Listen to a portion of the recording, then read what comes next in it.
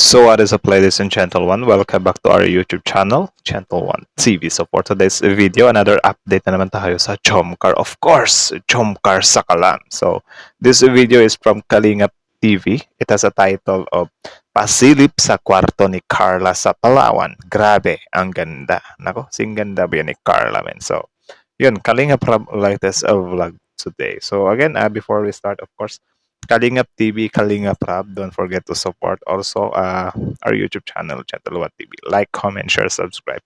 So, ladies and gentlemen, without further ado, let's watch this video together. Again, the title of this video, Pasilip sa kwarto ni Carla sa Palawan. Grabe, ang ganda. Kalingap Rab, latest vlog today. So, it's been a while kasi parang na-busy tayo these past few days. So, again, Kalingap TV, ladies and gentlemen, let's watch this video together. Like, comment, share, subscribe. Start. Nax. Carla at Kuya Jomar iisa lang pala ang kanilang kwarto. Again. Nax. Carla at Nax. Carla at Kuya Jomar iisa lang pala ang kanilang kwarto. Nako. At pasilip sa loob ng kwarto ni Carla, grabe ang ganda sa Palawan. Isang mapagpalang araw sa inyong lahat mga kalingap, sanay hindi nyo po makalimutan na mag-like sa video na ito. Like the video? At paunawa tapusin muna ang kabuuhan ng video na ito mga kalingap at para malaman ang nilalaman nito. So ayun, watch till end. Yung iba kasi sobrang early. So bago kayo mag-comment, tapusin nyo daw muna yung video para hindi kayo maano ba. At maraming salamat po mga kalingap sa pagpatuloy na pagsuporta lalo na kay Kuya Val Santos Matubang at Kalingap Rab. Of course, father and son of Kalingap, don't forget to support. Carla at Kuya Jomar iisa lang pala ang kanilang kwarto sa Palawan. Talaga ba? Nax naman, pero bago yun ay pag-usapan muna natin mga kalingap ang patungkol sa dalawang sikat na love team na ito, walang iba kundi ang Kuya Jomar at Carla mga kalingap. Yun. Dahil sa kasikatan ng Jomcar mga kalingap ay dinumog na ang mga ito mga kalingap kahit sa airport pa lang sa Puerto Princesa mga kalingap. May mga ilang mga taga-subaybay ng Jomcar na nanghihinayang ang mga ito mga kalingap dahil sa hindi ito nakapunta sa Puerto Princesa at para makita sana ang mga hinahangaan nila na walang iba ang Jomcar mga kalingap. Tama, kahit ako siguro kapag pumunta sa lugar ko yan, pupuntahan ko agad yan eh. Magandang pagkakataon na sana sa mga solid na sumusuporta ng Jomcar mga kalingap na makita nila sa personal ang Jomcar Love Team. Tama. Kahapon nga ay kahit nasa Manila pa sila sa Paranaque ay may mga fans nga ng Jomcar ang gustong makita si Bibi Carla at para makapagpa-picture lang anya Ato. siya sa kanyang iniidolo mga kalingap. Kaya masasabi kong sikat na talaga ang Jomcar kahit saan pa magpunta ang dalawa, mapa dito man sa Pilipinas or sa ibang bansa ay ang dami talagang gustong makikita ang dalawa sa personal mga kalingap. Kaya di rin biro yung nagkakaroon sila ng mga million views. I think above 500,000 views yung nila eh. Nakukuha nila eh. Naipagsabi ni Kalingap Rab kanina lang sa kanyang live ay mamayang gabi ay may mae-upload na anya ito sa kanilang lakad doon sa Palawan mga kalingap. Yun, nice. At baka ito na ang pinaka hinihintay ng lahat na ang episode ng Jomcar sa Palawan. Kaya aabangan na natin mamaya na yan sa upload ni Kalingap Rab. Okay. Samantala si Carla ay nagugustuhan ng karamihan na sasagutin na sana anya nito si Kuya Jomar at para makikita Gusto ko talaga itong picture na to, men eh. Yung tingin kasi ni Kuya Jomar eh. na sa karamihan ang totoong kilig sa dalawa kung magkasintahan na ito mga kalingap. Ang napansin rin ng ilan na kaya hindi pa sinasagot ni Carla si Kuya Jomar ni Carla mga kalingap ay baka natatakot anya si Carla na hindi ito si seryosohin ni Kuya Jomar mga kalingap. Ako.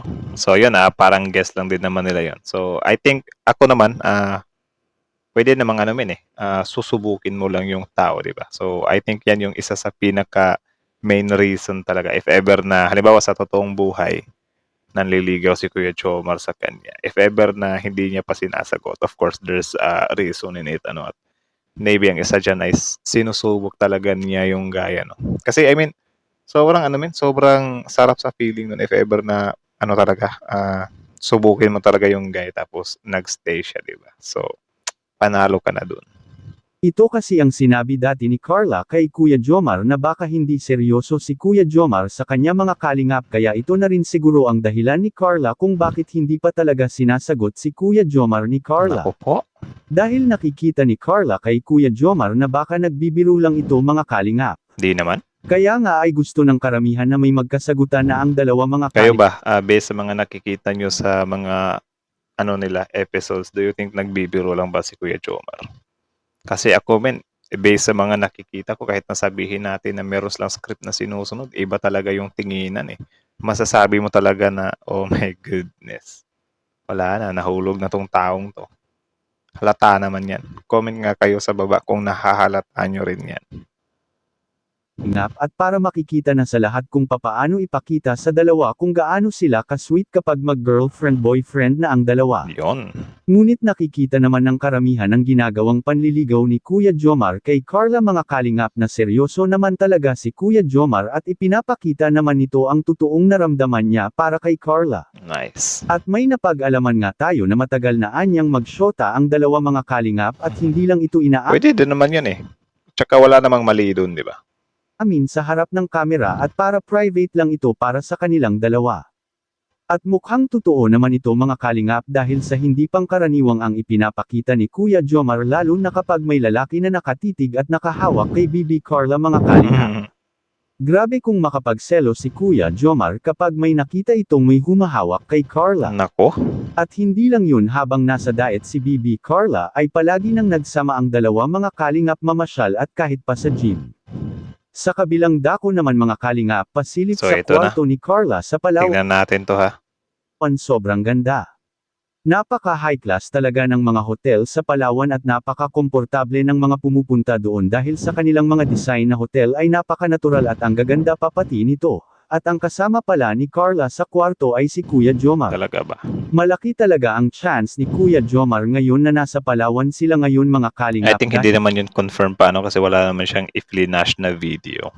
dahil mas marami ng oras ang dalawa na makapagkwento sa isa't isa. Anong masasabi niyo po tungkol dito? Please comment and God bless you all. So ayun, that's from Kalingap TV. So wala naman siyang pinakitang video na yun nga magkasama. Siguro ang ibig niya lang sabihin is magkasama sila sa sa travel but not in a way na kasama sa kwarto kasi malabo yun, malabo yun. Siguro may question mark lang din naman siya sa dulo so it's just a question. Of course, marami din kasi talagang curious sa mga usaping ganito eh. Pero yun nga, if ever talaga na tawag diyan, nag-travel nga sila is yun, hindi siya ganun ka-recommendable kasi syempre din naman yan eh, tawag diyan. Ano bang tawag diyan? Wait lang. Hindi siya binibini. May term siya, nakalimutan ko. Basta yun na yun. Talaga yung yung lakas ng Jomcar.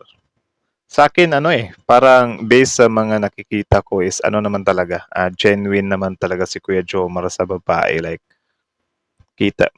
nakikita niyo man siguro yun, di ba?